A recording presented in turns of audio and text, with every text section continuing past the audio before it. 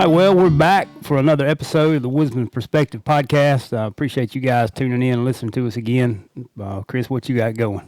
Well, we're August here, so we're spraying dove season, getting ready, weed out. Tail end of burning. summer. Yeah. And it's hot and dry now. Well, yeah, it dried up quick. We had a real wet summer, early summer.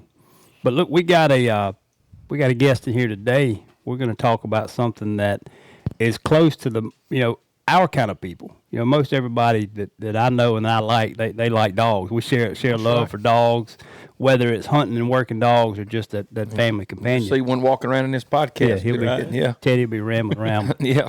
We got Tyler Cofield in the house. He's owner and trainer with Marlen Gundogs. He's a local guy, local-ish. He's a transplant. Yeah. He's here in North Mississippi in Columbus. And Tyler's got I think I stumbled across you on social media. Really good social media. Some drills you do with the dog. We're working on it. Yeah. Yeah. So I mean, that's how I found you. And then I realized, well, man, he's right down the road. That's right. Yeah. Because I was wanting to do a podcast sort of centered around that. And I actually met Tyler over at Mossy Oak. That's right. You had that little red dog, and he stayed right beside you. Unfortunately, he's not in the breeding program. Okay. I wish he would be. He's a perfect. He's beautiful. Size. Oh my God. His size is unbelievable. Yeah. This little dog is a cool dog. Yeah. So tell us a little bit about Marlen Kennels. Y'all are British Labs, right? Yep. We're a very small operation right here, Columbus, Mississippi. I got into it just a few years ago with my first dog, but like I said, it's just a small operation. It's primarily me, and I say I have a half employee. That's my 6-year-old daughter. Right. Which she's as good as any small kid can be in that capacity. She does everything I need her to and that the dogs need her to. So she's a perfect training companion and buddy. Yeah. So in all that, that's kind of what I set out to do, is create dogs and promote a lifestyle of having this type of dog where they're companion and gun dogs all together. I can have this dog living in the house with us, lay in the corner, hang out with us, and be a very nice family companion. Mm-hmm. But it can also go get it done in the field when you need it to. Yeah. Limit of doves or ducks. Yes. A limit. So I've been on hunts, and we won't shoot over the limit. I'll tell you that. Most of you've probably been around or been exposed to those dogs that are, the term robot comes to mind. They are single-minded. Oh yeah. Like they'll tell you up front, don't pet my dog, don't talk to my dog. They're a machine. They're a machine. They've got a job to do. They're a professional, and that has its place. Yeah, and look, if that's your choice, I mean, you spend a couple $1,000s on a dog, a couple $1,000 getting it trained. Whatever, it's yours. But I've never wanted that. Like I said earlier, most people I know, and they want to have a dog. Dogs are more like that, right? Field trial type dogs and stuff. Yeah, for the most part. Yeah, and a lot of time they spend a lot of time in training. You have to be at that level and to run and do those types of things. But you also got hunt tests that a lot of people are into. Also, a lot of my customers will go and run tests. They're not aspiring to, make it and pass the grand a couple of times in the career, but they do want to go do it in the off season, and a hunt test is a great way to do that. Right. That's not something I'm personally interested in doing. I just don't, when I don't have the time, and it's a little bit different aspect of training in that regard too.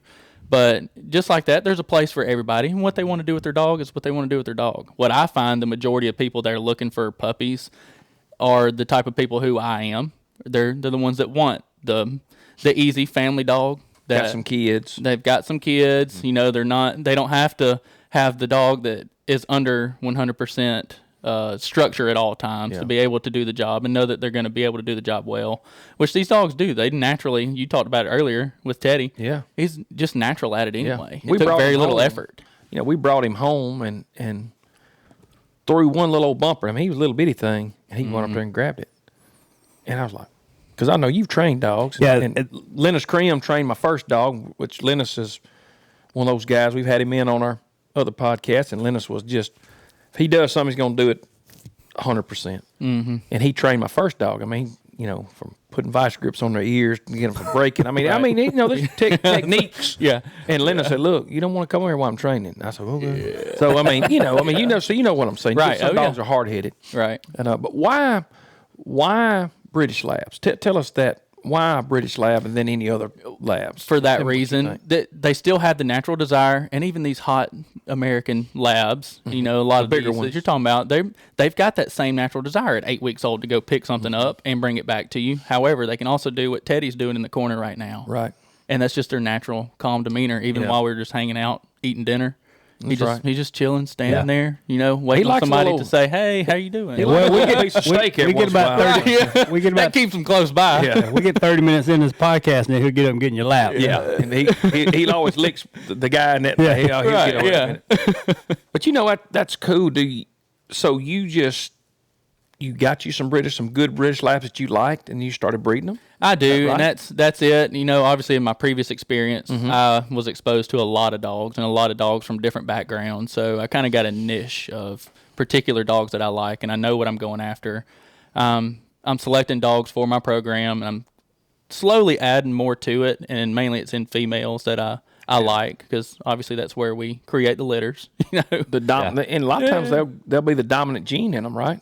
For the most part, it depends on the male, and actually from one that Teddy comes from is probably an exception to that. Right. Yeah, look, his sire carries very strong genetics. Yeah, for context, earlier I was just pulling the steaks off a grill, and Tyler was looking at Teddy and started naming his the mom and daddy, and characteristics. That's pretty interesting. And I'd say his mom, he's he's got the same white behind his shoulders, and I'm like, Yeah.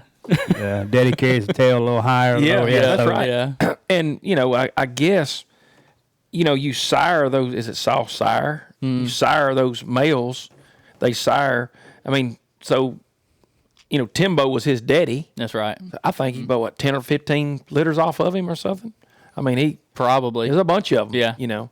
And when we went to look for one, that's what I asked for. I said, look, I want an easygoing, and he said, man, I'm finna have one off of Timbo and Fern. He said, that's right. That's the game. Yeah. That's Mr. Bill over at Mossy Oak.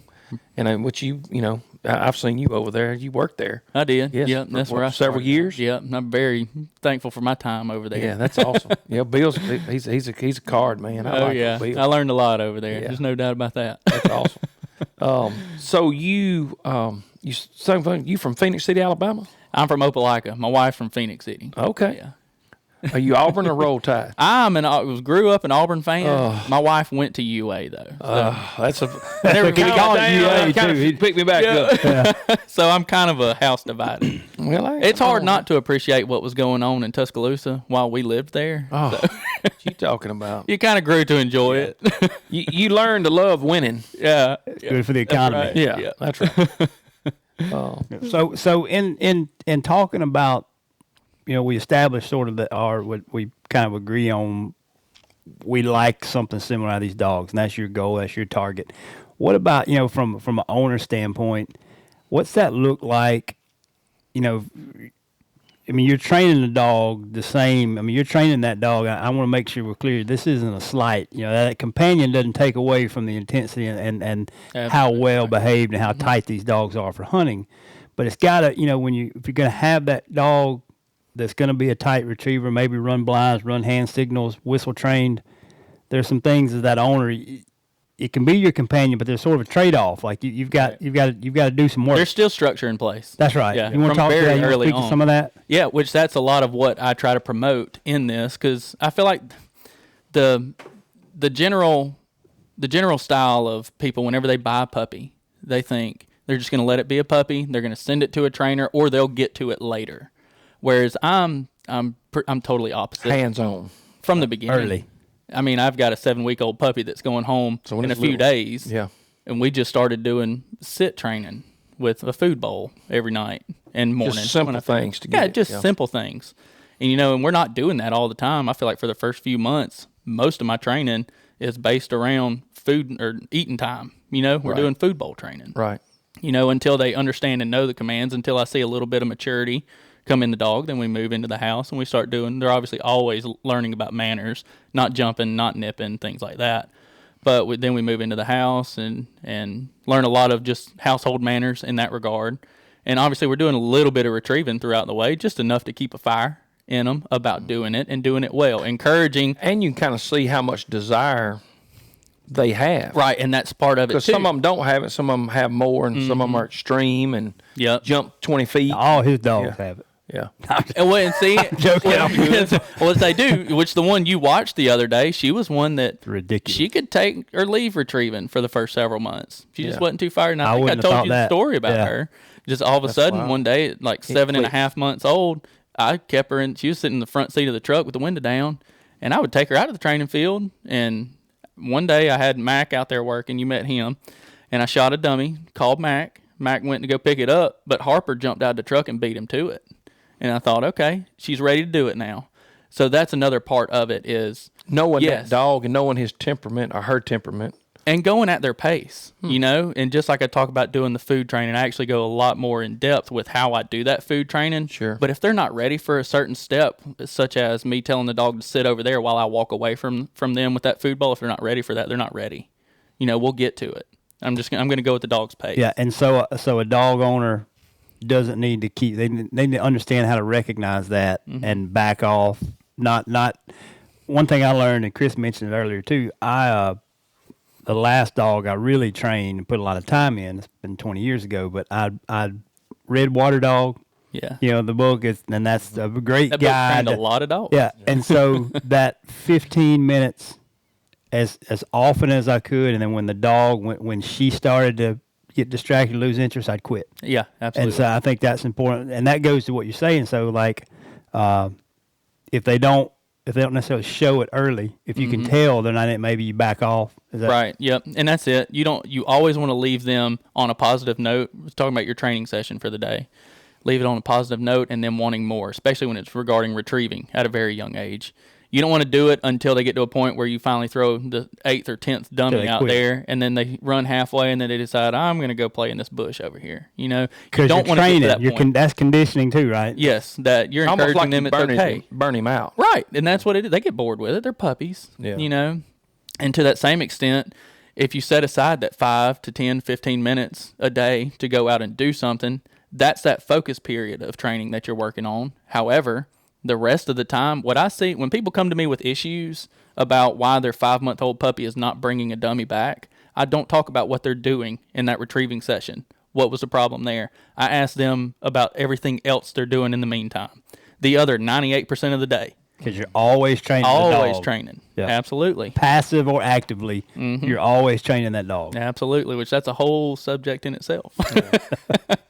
You know, the thing that with Teddy and how, in my mind, we use water dog, like I told you, and just work with them. But I've seen a lot of dogs that couldn't take a gunshot. So Bill kind of helped me, and I said, Bill, he said, just get you a 22, keep it behind you, play with him. He's playing around, shoot it, and that's what I did. Yeah, and a little short something stuff. light. And look, we'd run dog, pow. And you know, he'd look the first time, and then he, pow. And then every time I would train him, I'd shoot. Positive association. Yeah, I did. He was having fun. Yeah, we'd pulling around. He'd turn around, pow. I'd shoot in the ground. Yep. And it was weird, but he didn't get scared because I heard a horror story. One of my lawyers bought a $5,000-$6,000 dog, perfectly trained, brings it on Dovefield, sits down. People start shooting. Dog just melts. Yeah. Just melts. $5,000. And I'm like, and I said, he did what? And he said, no, he said he just melted. Yeah. I said, golly. And hard to bounce back from that. It's hard to undo that's that. very, it's tough. It's not impossible because people come to me all the time about advice about how do I break my gun-shy dog. And I say, don't think that it's impossible because it's not impossible. You can fix it. You can mitigate it. However, it's going to take time. And when they're older, it's pretty tough on him. Right. Now, when he hears a shot, he's looking ready. Ready to work. Yeah. But also, you was talking about the discipline. I want to be able to carry him in the woods. Mm-hmm. And when I let him out of the truck, have enough control that he don't sprint across the road, get hit by a car. Right. Or he don't chase another dog. Or he don't chase a rabbit. Yeah. Or because you don't think about it. I can raise my hand, and you can too. How many dogs we've had that a school bus hits them, or something hits them, or they just running crazy, and something run over them, and then you're heartbroken, about your dog. And I just want him to do that. and to train him enough, and he's like that. I raise my voice and he'll just kind of Hey, talking about you, woman. Which a lot of that is what we're talking about is early development, talking about recall for one, right. or just being able to give a single command and the dog focus on you. Yeah, is a lot. A lot of that is done in early development, and what that is. But it's but they're sharp. Tell them the difference. Tell the people, the layman people, what's the difference in a British and American. A lot of people probably don't know. What is the difference? I mean, what do you think? Size and stature, for one, is what people primarily will focus on. So a big one that's in shape. How much is a big English, British, and American? Well, yeah, there's really three different ones. So what's the biggest one? The biggest would be American or the English. So they'll get 80 pounds plus pounds, 100 pounds. Yeah. And we've all seen those. And then the English ones. Those are which overseas they call them bench dogs. They don't distinguish them as British or English labs. They call them bench dogs or field bred dogs. Okay. So that's what we have is they're field bred Labradors. Okay. But the English dogs, what we call English dogs, those are the bench bred dogs. The ones you see on the Westminster dog show. Blockhead. Yeah, big dog. They don't even look like a lab. So they're a big dog. So right. How much do they weigh? They're English, a lot of the Englishes are big. They're bigger large, than American. yeah. Okay. So now what the popular thing around is the British. Mm-hmm. That's what he is, and that's what you have. Which for several reasons, and I feel like while we're seeing such a drastic change in people, there's a new British lab kennel like me popping up everywhere. Every week there's a new one that I know about, and it's for a reason. You can't say that it's not. I feel like there's a need for a few different things that majority of people are looking for. They're looking for that dog it's just an easier dog to manage altogether, to handle for a family atmosphere. Won't I feel knock like your kids down. Where generations past, like I know my dad growing up and even his parents growing up, dogs didn't come inside. No, they weren't part of the family. Yeah. No, that's right. We've changed. We're different from that now, right? No doubt. Yeah, I agree with that. We have to have a dog that is able to do both, and be that type of dog in our home. Yeah, I can tell you, a 90-pound dog in the house is a handful. My dog Booker's a big dog. Back in the 80s, if man had a dog in the house, he was a little bit fruity. Right. Yeah, I mean, it was, he wasn't common. Right. So I feel like there's a difference there. We're seeing more so of these dogs coming in, and it's for that reason. I think a lot of it's demeanor. God, they're good. And trainability. They are, they're man. Such good dogs. They really are. I mean, I think about the dogs I've had in my life. What was Lassie? A collie, and then Dalmatians, pit bulls. Mixed jobs. Oh, all of them had a chow and all of them half labs. All of them had a chow and a Rockwater. I don't know if a Rockwater had a. He could get to them, but he competitive advantage. They always mixed up one of them. But if you ever own one of these, I know. It's just that's what people don't go back. Just for practical purposes, for hunting, especially hunting out of a boat or in and out of a blind, the smaller dogs. So that's thing too. That's one thing. The size. A lot of people call and say they want to know how big do your dogs get because they want to normally stay under at least 75 pounds. 50, 60 pounds. Right. Yeah. And I told you the other day, they'll call some of the folks from down there in Louisiana. They'll call looking for a P-Row lab. I like that. A little small one. Yeah. Why do some of the British labs have a little snake-looking head? The little narrow head. Oh, just different shapes and sizes. And then, and then he's got a blocky head. Yeah. And some of them got a little, little alien head on them. They look like a foxhound. They do. They do. They got a long nose, and you look at them, you say, "Hey, he looks like a lab up to the neck," and then you're like, "Hell, where'd he get that head from?" Yeah, they just but they're different sweet shapes dogs. and But sizes. they're. I guess you need to look at the mom and the daddy. Right. Yeah. On that when you're picking. Yeah. But I think that's the other primary difference that you see between, which obviously the English labs, they're not created to be retrieving dogs. They have a very low desire to do it. Not saying that there's not, because there are people that have English labs and they hunt them and things. Is there a lot of English labs in the United States? They're normally going to be primarily companion dogs. Gotcha. There are. Yeah. Oh yeah, there definitely is. So like an English lab be that guy with that still got that pipe and drinks his beer out of a mug. sitting there. Maybe a service dog. Yeah. Well, and that's where British Big Labs are service coming dog. in. They're just a mix of really the two. You got the one, obviously they can get it done. You saw them working the other day. They don't lack any amount of drive. I was going to say that the British Labs I've been around, and I say British, the smaller dogs I've been around, which they probably all were for the majority British, they have a motor. I mean, they just go. It's sneaky. They just go. Yeah. You don't know it's there until it's And until you call their name. And you watch them when they jump. I mean, I can watch him. He's probably 5 now, 4 or 5, going between 4 and 5. But man, they can leap. I mean, you always think about Michael Jordan. I mean, them suckers jump up in the back of a truck, just flat-footed. Yeah, and look, it comes into play long. hiding them, that size, hiding them in a blind, hiding them in a boat, getting in and out of a boat. There's a lot of advantages to that size, and I really can't think of an advantage to having a bigger one. Right. I mean, right offhand, I can't think of, Well, people had a bigger one because they didn't have no option to get a smaller one. Yeah. I mean, back in the day, Yeah. Which it does depend. I feel like up way north, up in the Great Plains up there, a lot of them, they're goose hunting a lot. So a lot of times they need a dog that can pick up that many. Not saying that you saw Mac. Mac's a big boy. Yeah. If he picked up geese, he wouldn't have a problem with picking up a limit of geese. So if a guy, Tyler, if a guy come Harper to you, might. If a guy come to you and said, Tyler, I want one of your dogs, but I want you to train him. Is it like several different kind? Like I guess you got a finished dog and you got a pre-training or we're just training. Yeah.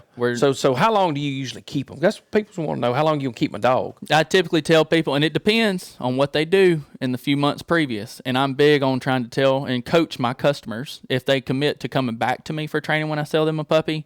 I'm an open line. You call me for anything. We're going to try and get as much development done as we can in the first few months so that whenever your dog does get here, I can hammer on the things that you necessarily don't know. You're not starting from scratch when you get it. Yeah. Right. Because if the dog doesn't know recall. Kind of like a checkbook. Yeah. Right. And that's why I tell people, teach the dog to sit. For one thing, that just teaches them how to learn and sit the right way. And watch. If you want to hunt with them, they go out to remain steady. That's what you mean by that. Remain steady. Right. Be aware. So I coach people on doing those types of things before they come to me. Now, if they've just done the bare minimum, the dog knows how to sit. The dog will call or come to you when you call. The dog will go pick something up and bring it back to you without, too many issues. Yeah. Normally it's 3 to 5 months really to get to a started level. Okay. And that's a dog. And I tell people started level for me is a dog you can take to the dove field. Yeah. Ready to go. One that can sit steady, can walk on a lead and Heel. off the lead, can heel. So that dog will stay with you for 3 to 5 months. That's right. Wow. Yeah. And then from there, and I just say they're coming back for advanced training, and that's really all it is. We're just continuing to advance I guess the dog. people pay you by the month. That's right. Yeah, we do monthly, which I just started. And actually, you saw my first person I'm kind of testing this with. I'm offering a service to local people here where I do one-on-one training, where you have your dog, and it can be from puppy months. Like also. T-ball practice. You bring him over and work on. Yeah, I'm not handling. Load back up and go home. I'm teaching you how to work your dog. Yeah. And we're doing it just one day every couple of weeks. Training the owner and the dog. Yes. Okay. Yeah. Okay. That to me, that's the best scenario for the dog and the owner anyway. Yeah. That way he can bond and he can watch you bond with that dog. It makes perfect sense. Yeah. For the willing and able owner. Right. Yeah. Not everybody would be, but I somebody guess keeps that's absolutely every night. Yeah. Yeah. Yeah, which you typically know. You have enough people out there that want to do that and do it well. They would rather train their own dog. But they don't have time. Or they just don't know what to do. Yeah. Right? Train it with a belt. So that started dog, you said you got a started dog that's ready to go to a dove field. That's a good example, good analogy. So that dog will sit, is steady. Is that marking?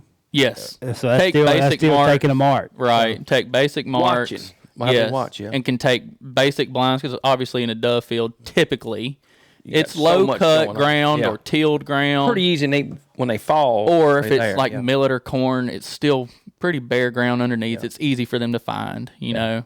He was funny about those feathers on a dove. Yeah.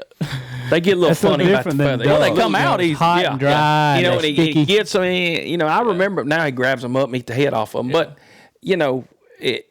at first it was funny. He'd bring them back, and he'd be like. He's spitting them out. Yeah, he didn't like it. Yeah. He didn't like it. Yeah. But he liked retrieving. Yeah. He probably got over it pretty quick. He did. He did. He was just new to him. Yeah. Which a lot of times dove season's the first time a dog's going to go out, you know, and actually pick up live game. And a bumper ain't got no feathers on it. Did you introduce water that first? Oh, yeah, I do. Yeah, and a lot of that, it just depends. Typically, we'll go to the water throughout the first couple of months of training just to get the dog acclimated to just being in water. Right. But I don't move to having high expectations as far as training is concerned in water until we are mastered at a skill on dry ground. We're not going to go to the water until we know what we're doing on the dry ground. Yep. And a lot of times that comes with maturity too. So the dog may be in training for 5 months before I take him to a pond and do. I mean, we can do easy marks, but before I really expect, real work out of them. Yeah. So it just kind of depends on the dog at that time too. I got you. Man, they're fun to work. They're fun to train. It's fun to watch them progress. I always felt like you kind of had a duty.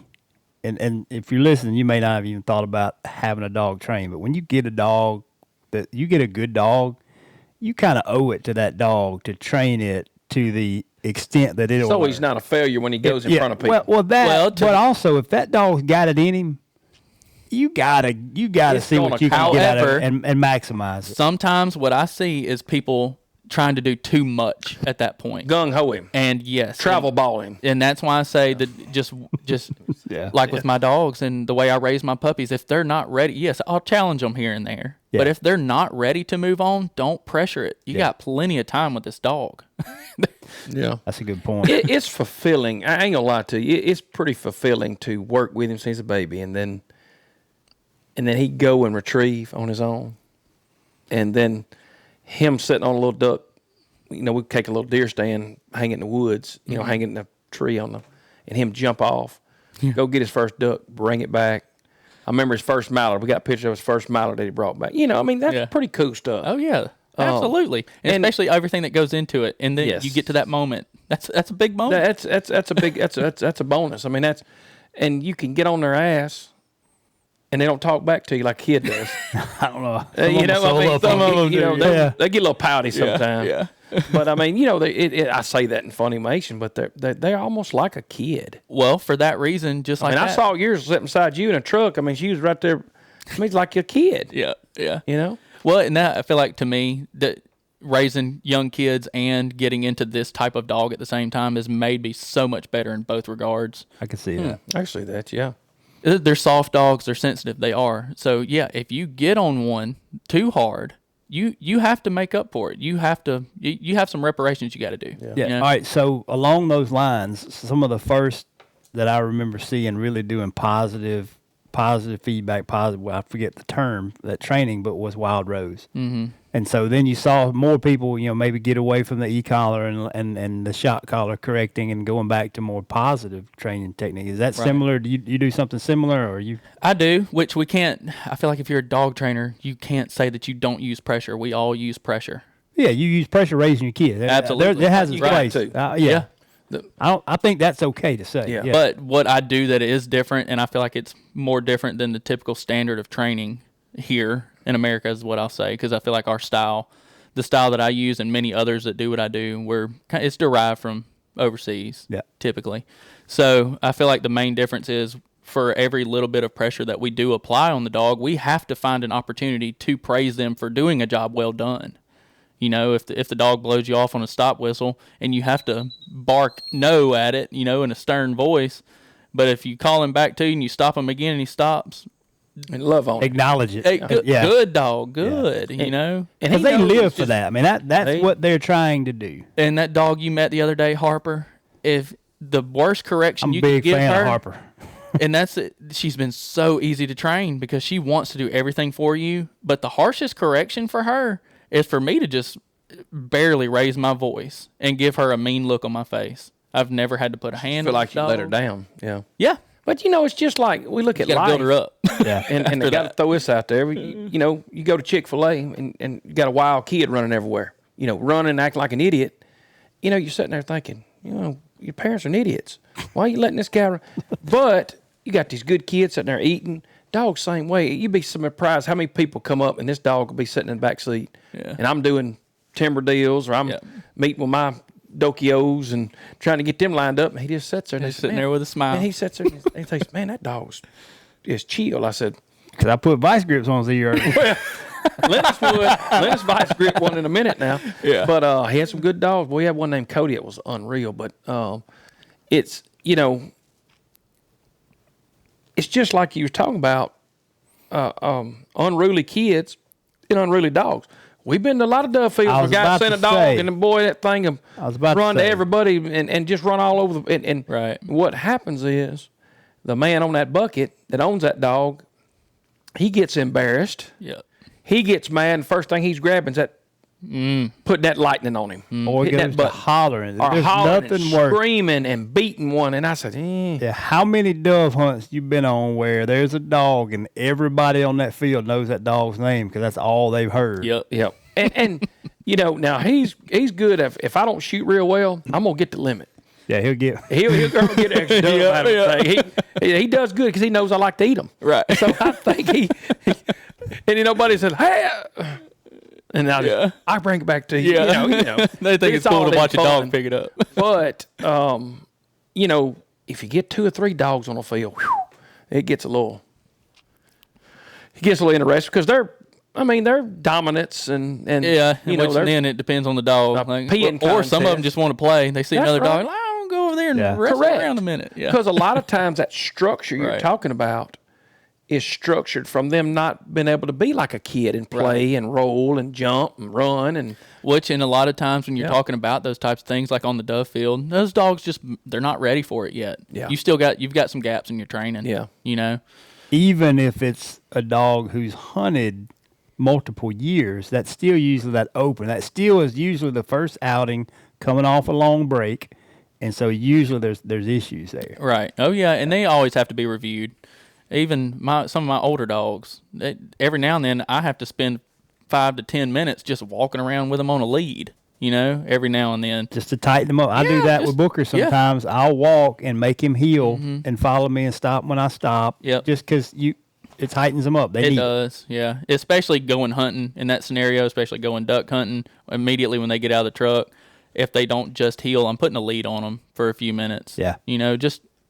We're going hunting. We don't have time bring them under control. Sort of bring them under. That's right.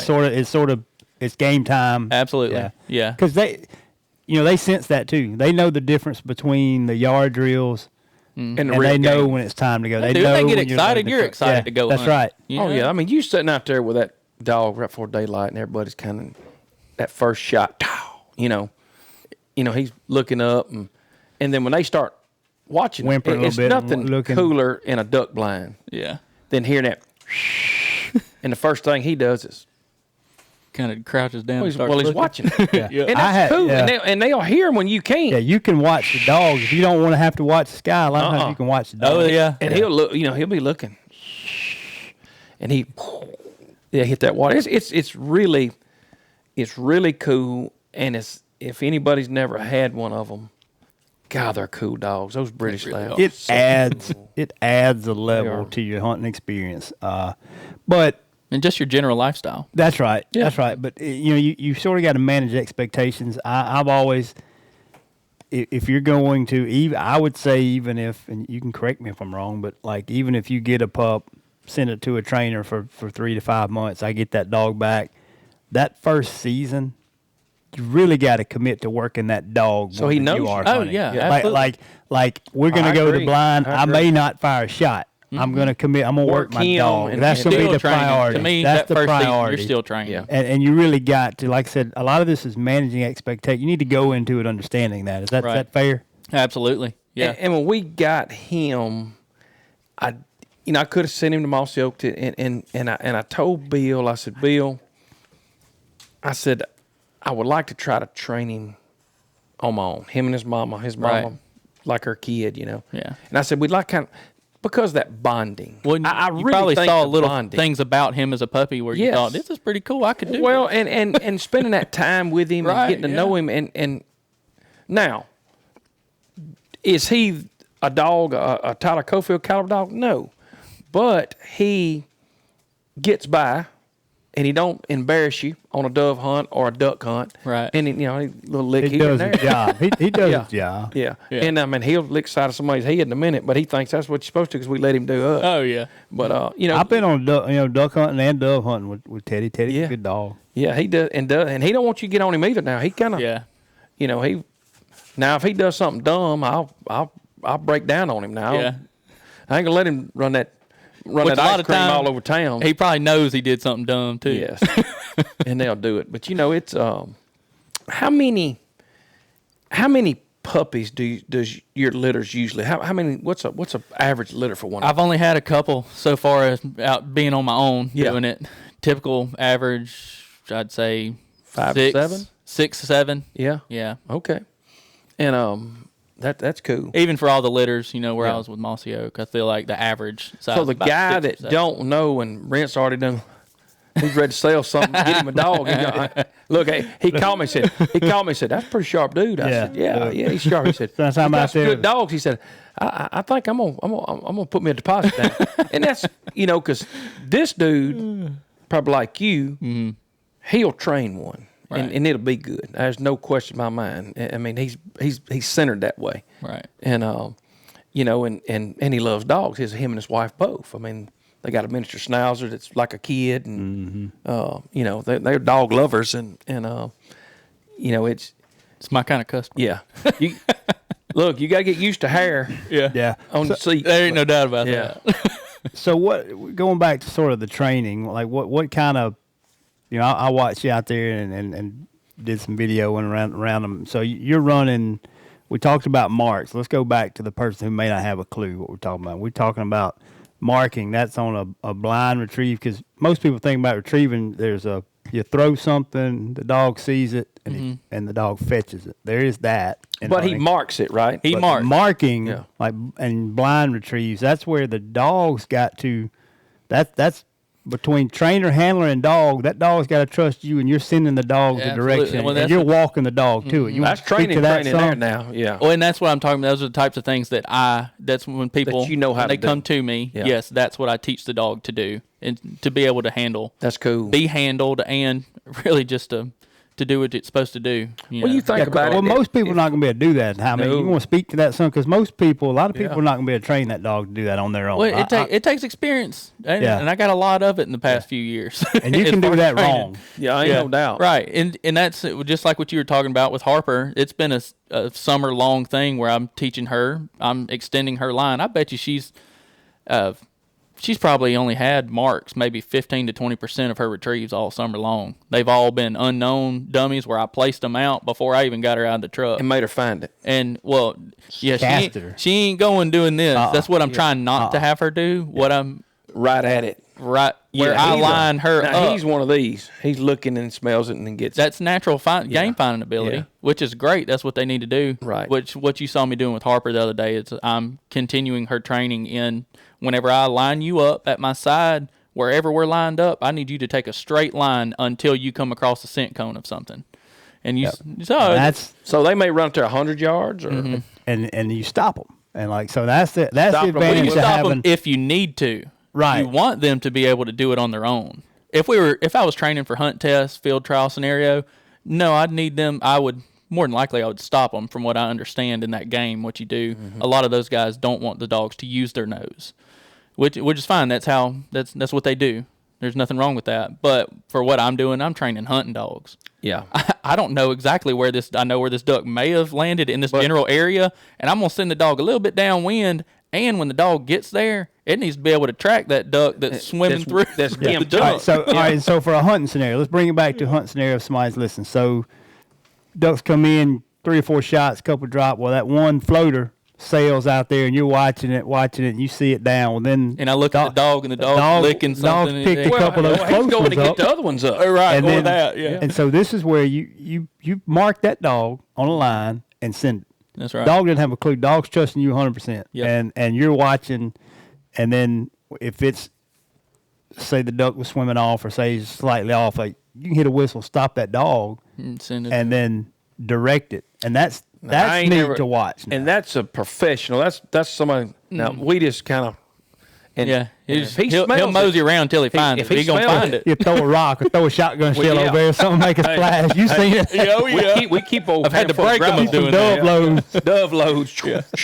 But but that's where a finished working with a person like you starter. But you know what I mean. But I want to make sure we're clear. Like that's the expectation. Like that's what you're getting. Yeah. Using a train for 3 months. Well, no, we're not getting to hand signals and doing that type of thing, or really extending lining at that point. Now, I feel like a started dog in that regard is a dog that's going to be able to mark a couple of marks and be able to be sent on multiples where you shoot 2 dove.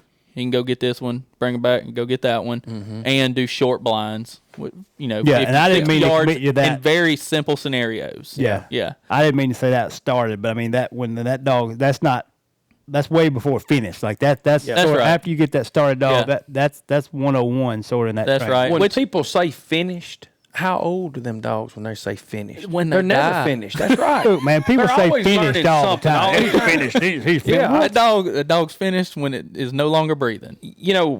And That's a good breaking. point. That is a good point. Because people will say that, the old redneck, hey, it's a finished lab. What? But people buy people's labs that are 2 or 3 years old, and I was wondering in my head, you didn't learn to love it. You didn't learn to bond with it, but maybe you bought it just to hunt. You see that in the coon hunting circuit. Oh yeah. They'll coon hunt, and he's a Grand Night champion, 2 years old.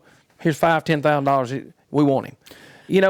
And to me, Tyler, because I think you're a personable person. To me, and you may say, hell no, Chris, that ain't right. I think you got to bond with him. Oh yeah. For him to love you back and you to.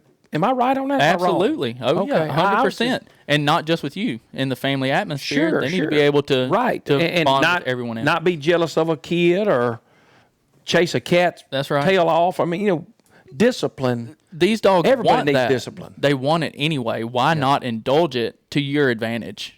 And that's why the early puppy months for me are the absolute most crucial. And as far as their development, when they're little. Oh, absolutely. Yeah. That's awesome. I mean, everything that they're learning in those first several months are ingrained in their brain. Like when he was little. Good and bad. Yeah. Good and bad, right? Absolutely. Yeah. You're going to create habits, may as well make them good. I tell you what we did with Booker is from early on puppy stage, and I've always been a shed hunter, pick up sheds. Mm-hmm. His chew toys were sheds. Yeah. And then I was able to work that into him shed hunting. Yeah. Because it was that simple to me to get a shed hunting dog, because if your dog gets ran out in the woods and finds a toy, it's gonna pick it up. That's right. Yeah. And that's how. But then that's how it taught. He was taught that's a chew toy. Yep. That shed antler, and so he picked up a bunch of sheds first few years. That's all. And was a good blood trailing dog too. I want to do he that got a nose too, on so him bad. now. He got a nose on him. I remember Booker. It was another dog that we ain't gonna say his name, but they go. That dog had the worst day ever on Duffield. Look, he brought him out there one guy, and it was this guy. He was the crazy, act idiot, get embarrassed, shock. Well, anyway, Booker wanted to cornhole him all the time. So Brent brought Booker. Yeah, and male, it's dominant. Yeah. So his dog would take off, and he's getting screamed at, and and Booker. Next thing you know, look at Booker. I mean, Booker's firing down, and so that dog's getting shot. Booker's firing down on him, and I thought that myself, dog crawled back to the truck. I kind of eased over to the guy that owned it. I said, "Look, he just ain't having a good day," and I said, "Go ahead and put him in the truck." Because Booker's over there putting a hammer to him, and the dog's like this. I mean, and that dog had some issues with his mannerism. Yeah. I mean, he was like a nervous, one of them nervous tick guys. That was a case that e-collar probably shouldn't have been. Yeah, that's right. That's a lot. But you had a guy, and that shouldn't be owning a dog. Well, I won't say that. And train unrealistic expectations. Unrealistic way. expectations. Wanted that dog to be right, but had not put in the time for the dog to be right. That's right. And that's something we really that's more bond with that dog. That's something that's timely for this episode and having you in here, because we're right.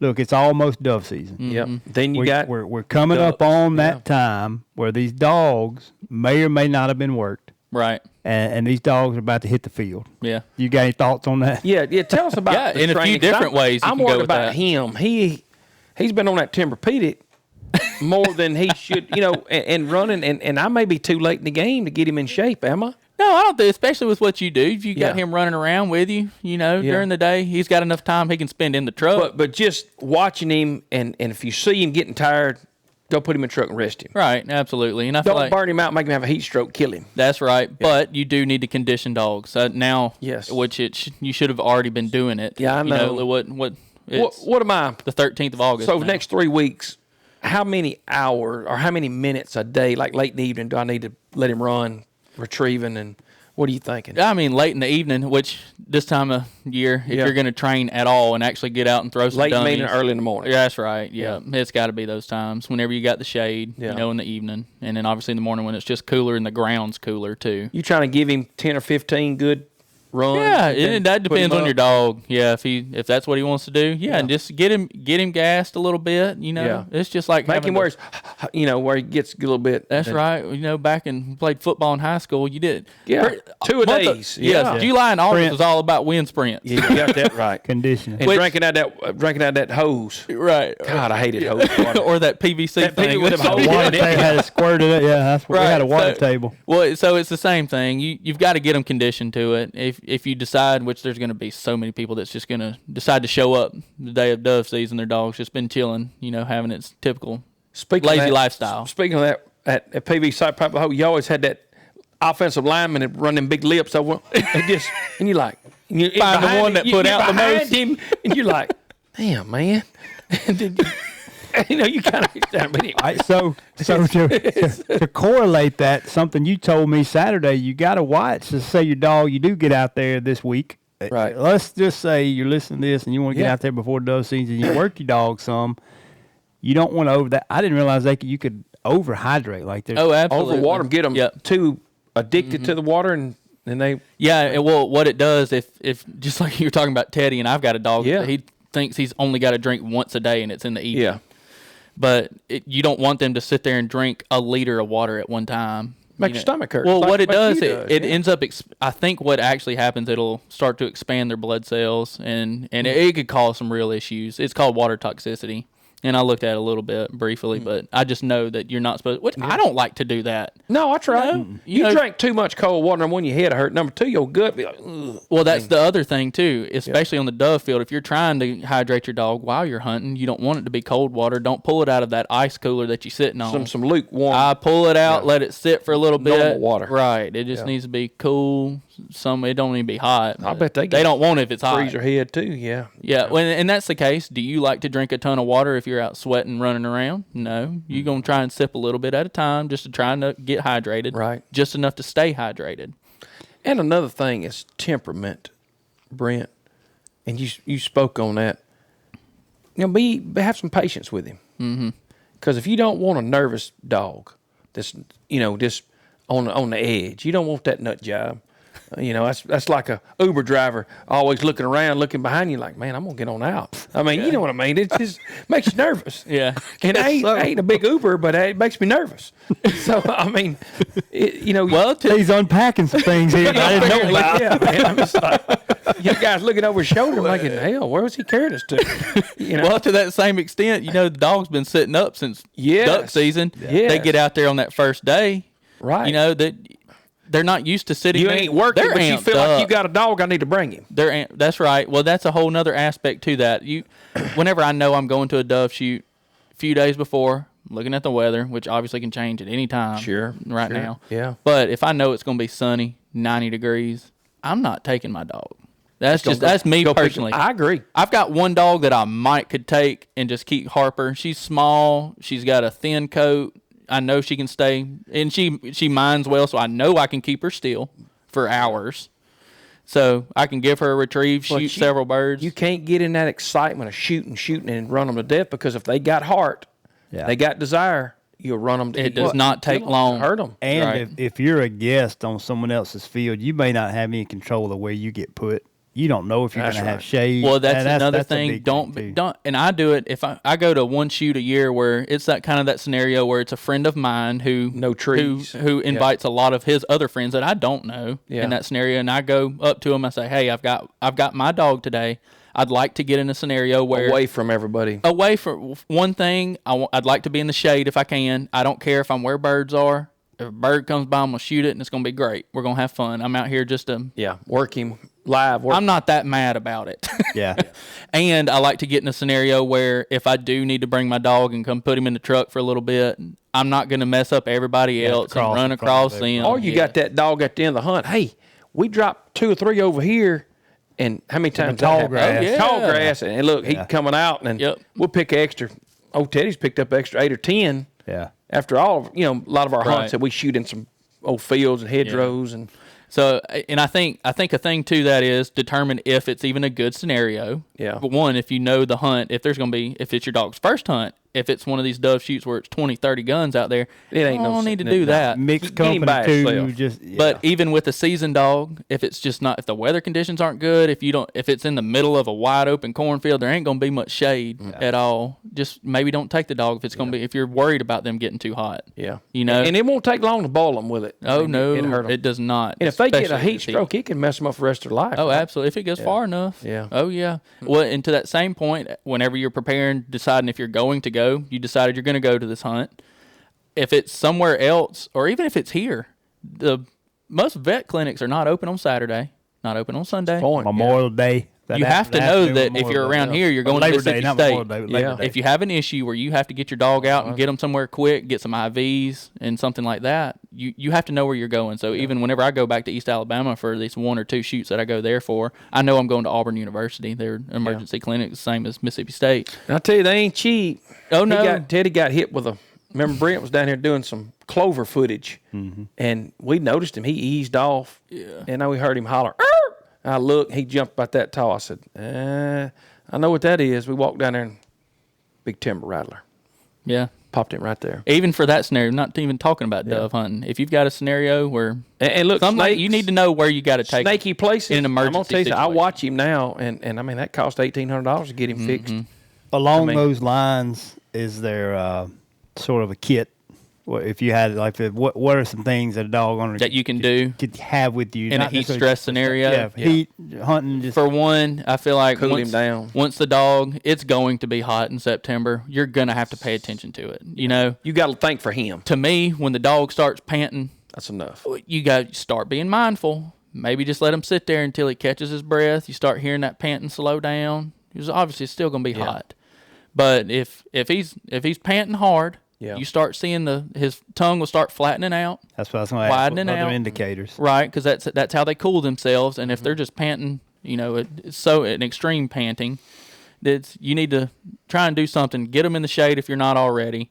I feel like one thing is a misconception. I don't like putting them. The feet deals. Is that a misconception? No, that's how they'll release heat, but it's more so out of their mouth. Okay. They can release heat, and that's how they regulate their temperature too, is through the pads. Yeah. And they'll actually have some sweat glands in their pads that they can utilize, but it's not enough. Yeah. So in that same token, if the dog is getting overheated and you feel like you need to take some action and do something, for one thing, a lot of people say, well, I just put me close to the pond. I'll let my dog run in the pond. For me, I don't think that's a good idea. Because he's for one, if they're exerting themselves by swimming or something like that. That's right. Gone good. So, and also, especially with these labs, their coats are thick. If the entire dog gets wet, it's just insulating them even more at that point. I didn't think about that. So what I do, and if you notice, when your dog gets hot, and a lot of times if you try and tell them to sit while you're dove hunting, a lot of times they don't want to sit. They're just going to stand up. And a lot of that, what I've noticed, I don't know if there's anything to back this up, what I noticed, the dog wants to stay standing until they kind of catch their breath. And I feel like a lot of that circulation. They cool off in their belly too. Yeah. They can release a little bit of heat there. So it's time to put him in a truck then. It's right. To me, it is. Yeah. I'm not going to mess around. And don't stick him in a box in the back of the truck. Exactly. Yes, I've got that AC on. That's why I love my Ford. If I feel like I'm somewhere anyway, which my dogs, even when I go have to go to run to Chick-fil-A and work for a few hours. My dog Merle stays in the truck all the time anyway, and I can leave it running. I got a Ford. I can hit that door lock. See, I got a Toyota, so what I got to do, I got to put him in there, and then the whole time I'm eating, I'm just watching your truck. Yeah, I'm watching my truck. Yeah, I'll get up, kind of peek out there. And, and I hope somebody reach up there and there's a dog in it. Most of the time, they ain't gonna they ain't gonna open no door. No dog. With heat, is it worse on a black lab, a black coat? I've heard that. That's a good point. It makes sense. Without hooking them up to something to really understand their core temp. Yeah. But obviously, I can tell. I've got blacks and yellows. I run them side by side, right, like I did this morning. The black dog is noticeably hotter on his coat than my yellow. You take a black wall, and same thing. Well, it is, but most say that there's no. It doesn't have. If there was a big difference, you'd know. So, you would. However, way I think about it, if the surface temp of that dog is hot, I feel like it could get hotter. The core temp could rise quicker, and we could get to that point. That's just the way I think about it. Yeah. But in saying if you do have one, what I like to do, and I've had to do it with one before, where I felt like he was just getting a little too hot, which he was out of shape too. Anyway, it's my Merle dog, which he's a big old baby. But red. What I do, and this was actually just in the yard at the house. We weren't training or doing anything. He was just out moseying around with me, working in the yard, and he got a little hot. And I looked over, and just a few minutes later, and he was laid. I wasn't very worried about it. But what I just went and took him, dipped him in the pool real quick, and just got his underside wet. Got him, let him cool, and let him sit in the fan on the porch, in front of the fan, and that noticeably cooled him off. Almost immediately. So, I feel like if you're going to put a hose or try and get your dog wet out in the field, if you feel like that's all the option you've got is to use that cattle pond that's right there, I like to just try and you can use that water. Dip them and control. I like to dip them. Just to get the bottom of them, get their feet a little bit wet, and to use that evaporative coolant at that point. But the biggest thing is get them in the shade, get them out of the sun. Yeah. And another really big concept is to get air moving across them. That fan or that AC. Yes, move the heat off of them with the fan. That's why when I dove hunt, I take a Milwaukee fan out there anyway for me and the dog. So like electrolytes, Gatorade, Pedialyte, anything like that. I don't. It would just, and it's mainly because I don't. Yeah, I can do that for me, and I can notice if it's doing something to me inside. Dog can't talk and tell you. That's right. That's right. I feel like it's something. If you don't ever give your dog that anyway, I don't like to give him something like that in that scenario. Now you're talking about cold weather, and I have tried this tons of times. You give them a little piece of that honey bun when they're shivering. Sugar. Yep, give them some sugar. I never heard that. That makes sense. I remember one time on not him but my other lab. Remember Cotton I had, and he was a yellow lab, and I'd carry him down there disking Deerfield, and he'd follow the tractor, run behind the tractor. I didn't pay no attention. I was disking that field. I looked back at him, he was. Yeah. He done got, and I jumped down, I grabbed him up, ran down to a creek, put him in the creek, and he, that was a scary time because I thought I was killed him. Yep. And he was just following behind me because he think I was going to leave him, and he just, and I didn't think nothing about it. I wasn't trying to work him. I was just had him with me, spending that time with me. Yep. And he followed that tractor till he almost conked out on me. Yeah, which that running water, I'm sure it was pretty. It was a lot cooler than like a cattle pond would be. It was cooler, but I did. I'd put him in McGowan Creek down there, and but it was just things you learn, and so I won't never do when I'm going to do stuff or run deer feeders, and have dogs running behind you. Man, you run on a Ranger, you running 35 miles an hour. He can keep up a little while, then you're going to hurt him. That's not the way to get your dog tuned up for dove season. No. That's right. Yeah. So as far as doing that, I feel like you've got to just get them out, get them some work, every day or two. I feel like just to get them out and make them run a little bit, just to get them a little bit gassed, but obviously not go too far with it. You have to get them in shape. Be mindful. That's right. Yeah, and it doesn't necessarily have to be retrieving anyway. You let them out in the yard, they're going to find a chance to run around and do something anyway, How does a guy that wants to buy a dog from you, how do you market them? Do you got a website, or tell me how you do that? And tell me walk them through, like Brent wanting a dog, so we put him on heat so he don't choke out on us, chicken back on us. Yeah. You know, Michael Jackson moonwalking. I'm the editor. I can make it look how I want to. So tell us how that goes. You know, you got 6 coming up.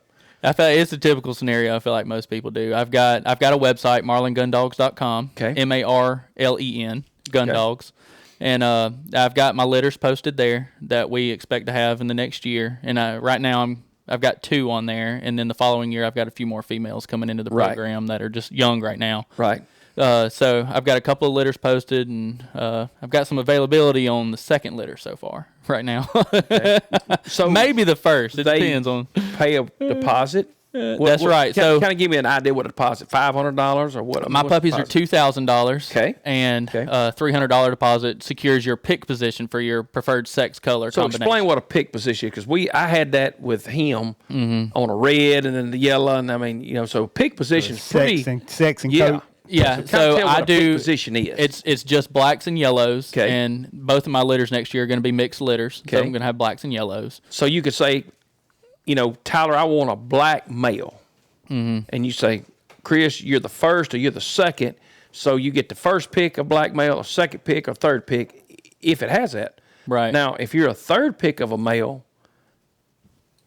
and there's only 2 males, then you kind of. Well, and that's so it gets funny. It does, and that's where I limit how many I'm going to take at the time. Make a decision until fast. We have the puppies and I actually know what I have. Like I'm taking for mixed litters, I take 1 deposit for each, and if I get a 5th or a 6th deposit at that point, I'll take it. In case somebody backs out. Yeah, in case. But I'll cut it off until I know how many puppies and what I've actually got. Right. That way, it's not unfair to a third pick on, you know, if I've got, 3 picks for 2 different types, you know, at that point. It's a pretty neat thing, at positioning for these dogs. Mm-hmm. You know, I mean, it's I'd never had, you know, something I'd never done before. Well, just like what you're talking about with reds and yellows, that's a red is a yellow. Yes. They're just a darker yellow. Right. Is essentially it. So that's why I just do blacks and yellows. Okay. So right now, if you want it, you've got a third pick yellow female or a first pick black female. I do want that. Yeah.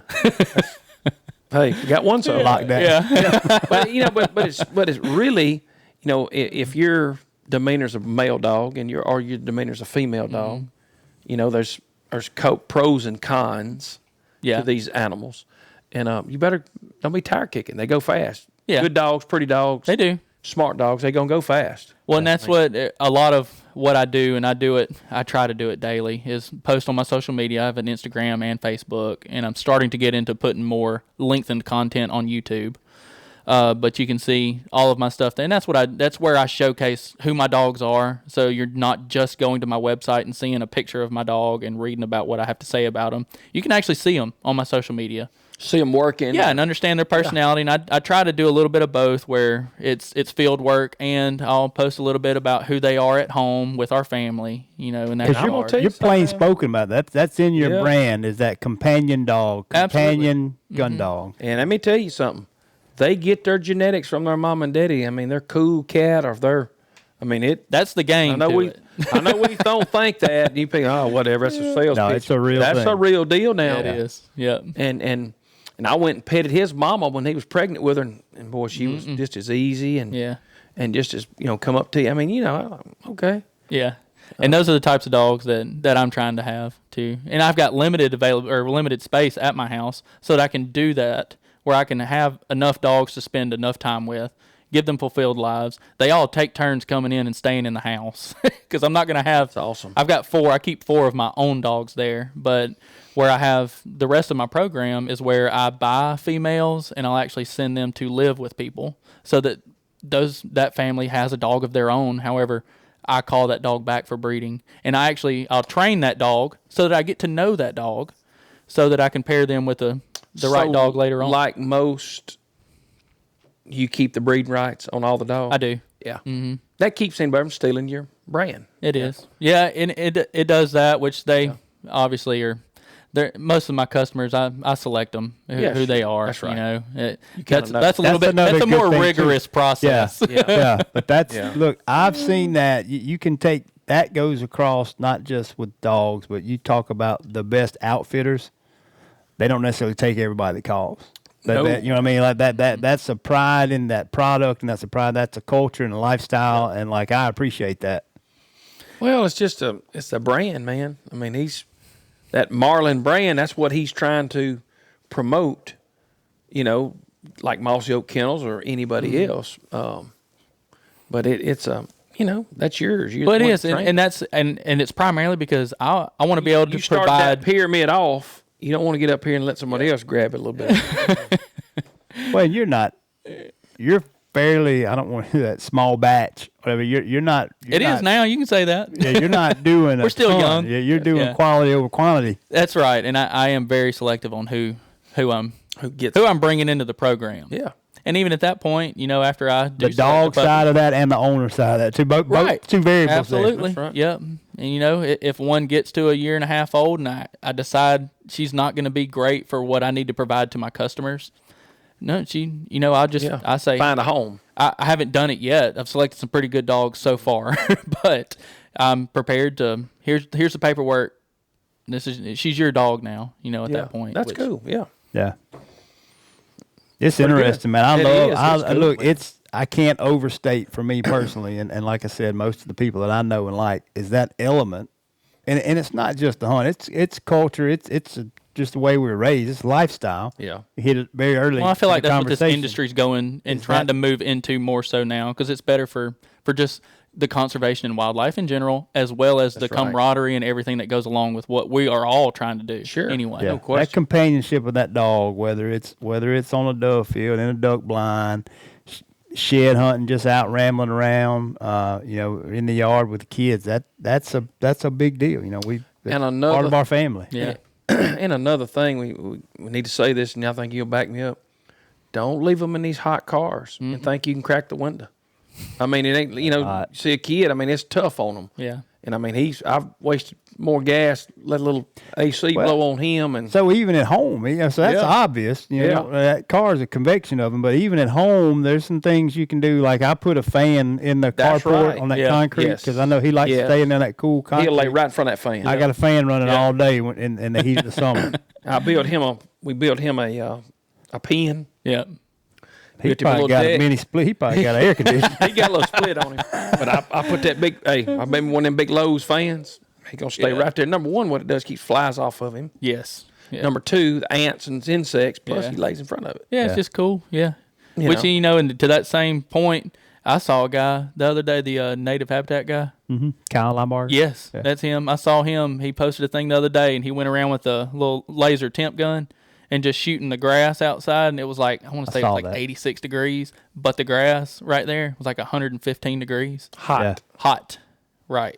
That's pretty neat. He was doing a thing to show, like, if you didn't mow, like, if it got tall or something, I saw it. It was really cool for what he was doing, but I was thinking, taking a cue, like, man, that's hot. Yeah, it's a lot hotter on that ground where that dog is at. And I've watched him, like we'll cross a road, go look at some timber, and he'll pop in pies. Oh, it's hot on them pies. On that gravel. Yeah. that old hot, that old asphalt's pretty hot. Yeah. Goes back to the black dog, I guess, but. You just got to be mindful at all times. Use common sense. You got to think for them like a kid. Mm-hmm.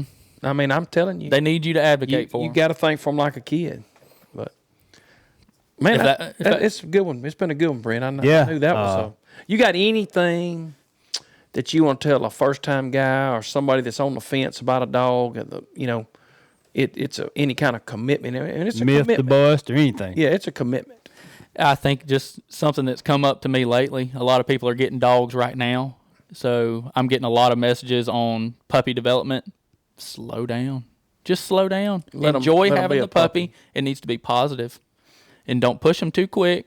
Just let them be a puppy. Have some structure to it. But let them be a puppy and have fun with it. Yeah, that's good. Yeah, and if you got a lab, those first 2 or 3 years, even a British, they're going to chew some things up. All right, so it just depends. I got a mindset around that.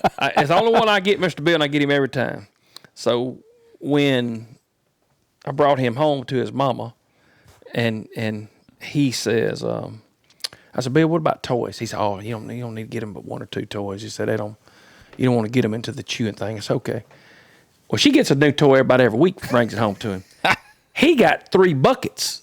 I mean, literally, he's probably got 150 toys. Yeah. He's got Halloween toys. He's got Christmas toys. He got reindeers. He got jack-o'-lanterns. He got little turkey. He got everything. Yeah. But you know That's what? why he tried to pick that snake up. He's never chewed a shoe or chewed anything up. It's weird. Those dogs where he's out of, Yeah. I've heard that, Yeah. which that's not an exception because I'm a no toy guy. Okay. I don't know So you don't like toys. However, Right. I will say that anybody I've ever asked that question about a dog that he comes from, those Timbo dogs, they're that way. He don't chew no They toys. can have them. They don't chew 'em. He don't chew no shoes or that other one I had. He'd chew a water hose. He'd chew in 15 pieces. Yeah. He don't do it now. He loves a toy now. If you go see him, he gonna have a. Yeah. He was running around there with a little old dog with looked like a ghost. You can buy the toy. He had him one. I think she must have been the TJ Maxx or something. But they got a big toy selection if anybody's trying to shop for toys. Well, that could be another thing that it's no toys. No toys. If they can't develop a habit of chewing things up, if you don't have one. That's right. Yeah. Makes sense. They're going to find enough stuff to pick up. That's right. And that's whenever they pick it up, you work on delivery. Right. Right. I've got 2 dogs every night. I've got plenty of stuffed animals laying around our house, and I'll have a pile of them on the couch or on the dinner table every night. But you want them to hold, too. That's right. Yeah. Every time they pick something up. So now one's 18 months old and one's 4 years old that lives primarily in the house with us. Every night, it's a competition to see how many toys they can bring me. Well, I'll just have a pile of them. Right. Just working on delivery. That goes back to we're always training. That's right. You do those things, and it makes it you're passively or actively training. That's right. That's awesome. Well, man, I appreciate you coming in. That's Yeah, been thank good. you guys. It's been fun. We'll we may hit you back Put up some stuff, with some retriever questions, some dog questions along the way. we can That'd do be Post fun. duck season, yeah, for sure.